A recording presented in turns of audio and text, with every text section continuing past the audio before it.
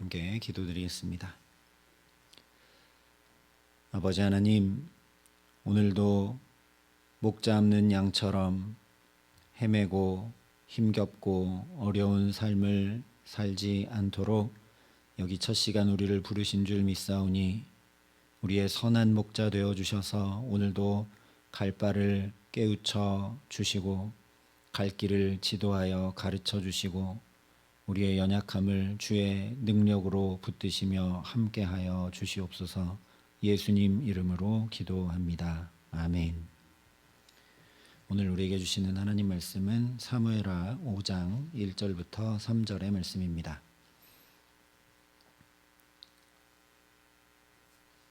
사무엘하 5장 1절부터 3절의 말씀을 봉독해 드리겠습니다. 하나님의 말씀입니다.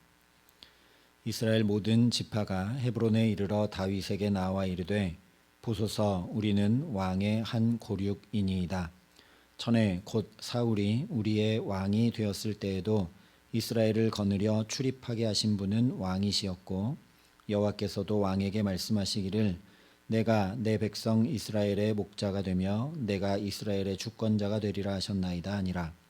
이에 이스라엘 모든 장로가 헤브론에 이르러 왕에게 나오매 다윗 왕이 헤브론에서 여호와 앞에 그들과 언약을 맺음에 그들이 다윗에게 기름을 부어 이스라엘 왕으로 삼으니라. 아멘.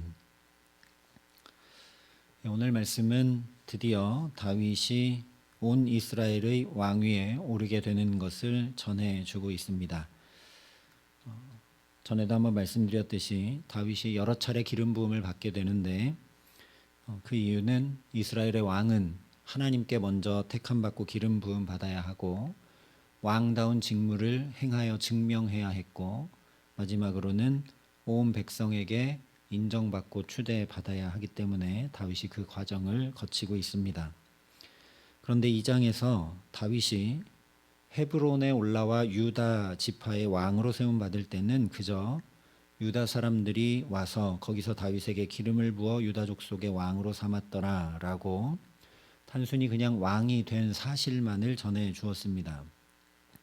그러니 오늘 말씀도 그렇게만 전해주면 다윗이 말씀드린 대로 이제 온 백성 이스라엘에게 인정을 받고 추대를 받아 참으로 온 이스라엘의 왕이 되었구나, 우리가 충분히 알 수 있기 때문에 3절 하반절 말씀만 전해주면 될 일이죠. 그런데 기름 부어 왕으로 세우기 전에 이스라엘 모든 지파와 장로들이 다윗을 찾아와 이야기한 내용과 또 언약을 맺는 과정들 생각보다 상세하게 말씀해 주고 있습니다. 그러니 오늘 말씀이 단순히 이스라엘의 왕이 되는 그 과정과 절차를 거쳐서 다윗이 온 이스라엘의 왕이 되었다는 그 사실만 전해주는 것 아니라는 이야기입니다.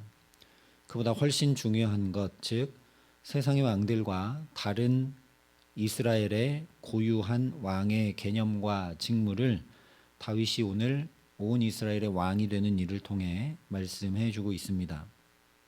왕위에 오르는 것보다 훨씬 더 중요한 일은 어떤 왕이 되는가이기 때문이죠.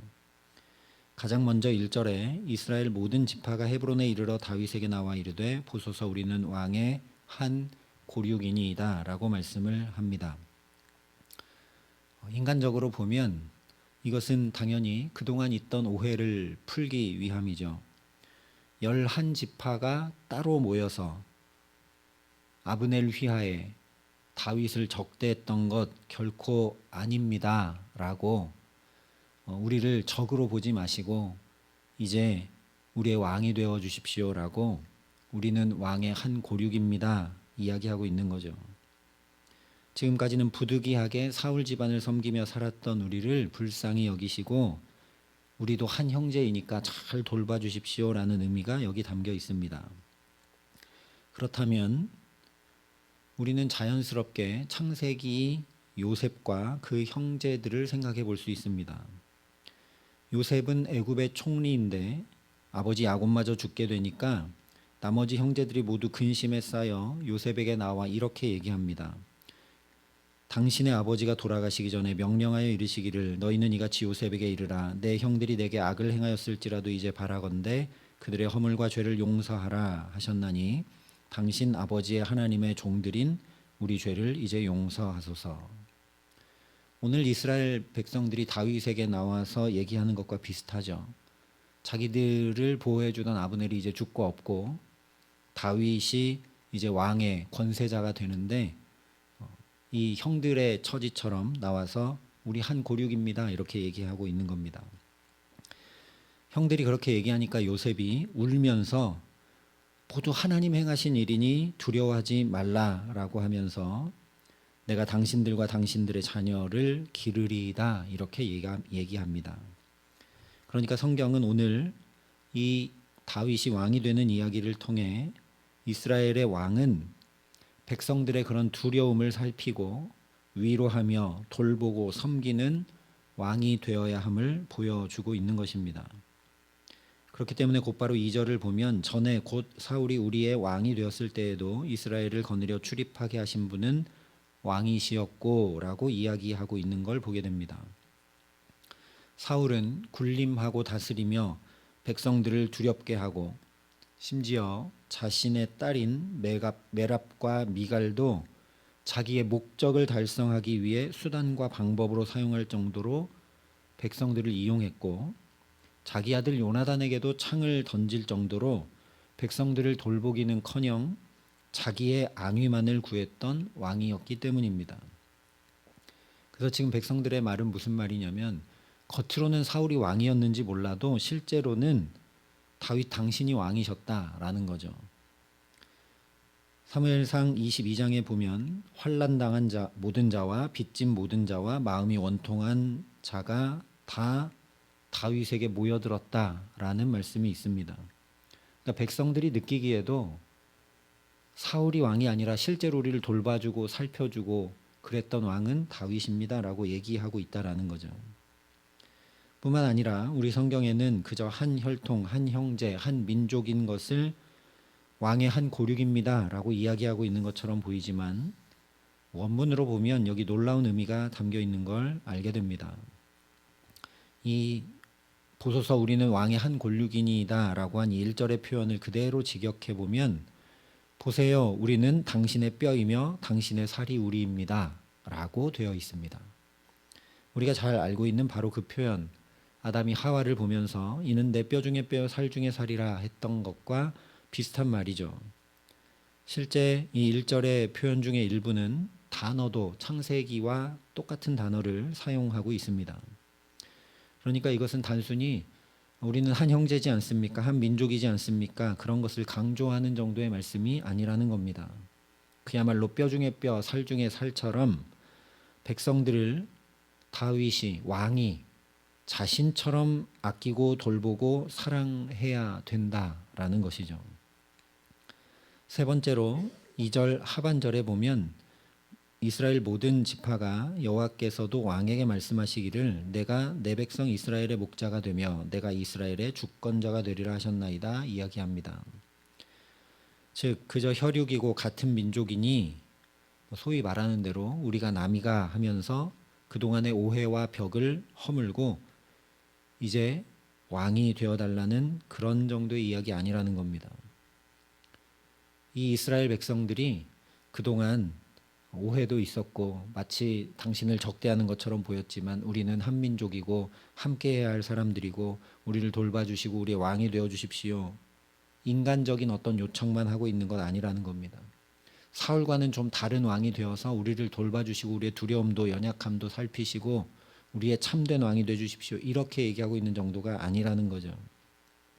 하나님께서 다윗 당신에게 하나님의 백성 이스라엘의 목자가 되며 이스라엘의 주권자가 되리라 말씀하셨으니 이제 그 말씀대로 행해 주십시오 하는 그런 요청입니다. 그러므로 이스라엘의 왕은 하나님의 말씀을 준행하고 순종하는 왕임을 알 수 있는 거죠. 요약하자면 이스라엘의 왕은 그렇게 섬기는 왕이고 사랑의 왕이고 순종의 왕입니다. 이런 왕의 모습은 고대사회 전제 군주로서의 왕과는 전혀 다른 모습이죠. 군림하는 왕, 자기 유익과 만족을 구하는 왕, 명령하는 왕의 모습이 당시의 전형적인 왕이기 때문입니다. 그렇기 때문에 이 세대를 본받지 말고 오직 하나님의 선하시고 기뻐하시고 온전하신 뜻을 분별하여 왕의 나라가 아니라 하나님 나라를 세워가라는 요청이 백성들의 입술을 통해 다윗에게 주어지고 있는 것입니다. 우리도 그렇게 우리 주변에 있는 사람들을 통해서 하나님이 말씀하실 때가 있습니다. 다윗이 이 백성들의 말을 잘 듣지 않았다면 또 사울의 길을 걷고 말았겠죠. 하나님의 말씀으로 이것을 잘 듣고 그야말로 섬김의 왕, 사랑의 왕, 순종의 왕으로 다스리게 됩니다. 사실 다윗은 그동안 사울을 반면 교사 삼아서 이런 준비를 할 수밖에 없었고 그 시간들을 통해서 하나님께서 친히 그를 훈련시키고 준비시켜 주셨습니다. 그래서 말씀드린 것처럼 이 땅에 하나님 나라를 잘 세워간 왕, 대단한 믿음의 인물이 다윗인 것은 분명한 사실입니다.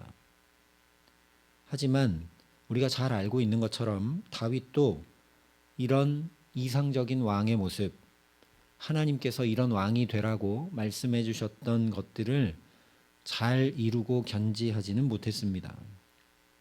자신의 유익과 만족을 위해서 밧세바와 우리아를 이용한 적도 있고 자기 아들인 압살롬이 잘못한 것을 용서하지도 용납하지도 사랑하지도 못해서 반역의 화근을 스스로 만들기도 했고 후에는 심지어 자기의 군대 장관인 요압, 우리 앞전에 살펴봤지만 쉽게 얘기하면 내 말 잘 안 들어서 너무 어렵다고 한 신하인 그 요압도 인구조사하는 것은 하나님 뜻에 어긋난다라고 직언하기까지 했는데도 불구하고 세금과 군사력, 즉 자기 왕권을 공고히 하기 위한 인구조사를 강행해서 결국 하나님께 징계를 받기도 합니다.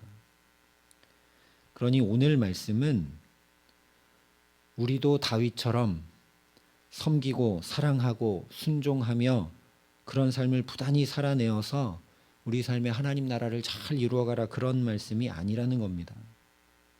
다윗이 그 누구와도 견줄 수 없이 잘 준비되고 훈련되고 갖춰진 신앙의 사람이어서 이렇게 온 이스라엘의 왕, 세상과 다른 왕이 된 것 아니라는 말씀입니다.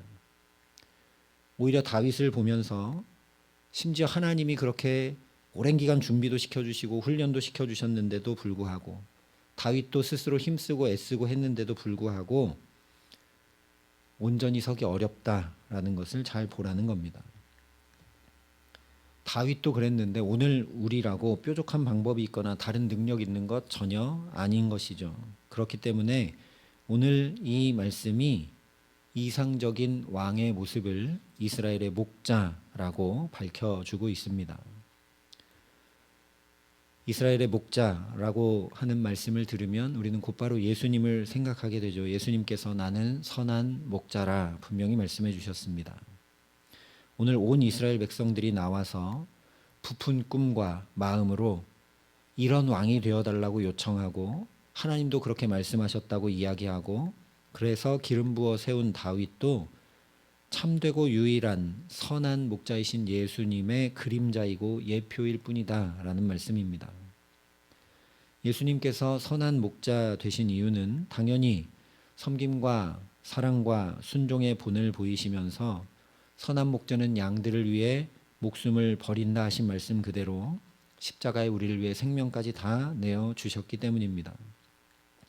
그러나 더 중요한 이유는 예수님이니까 당연히 그렇지가 아니라는 거죠.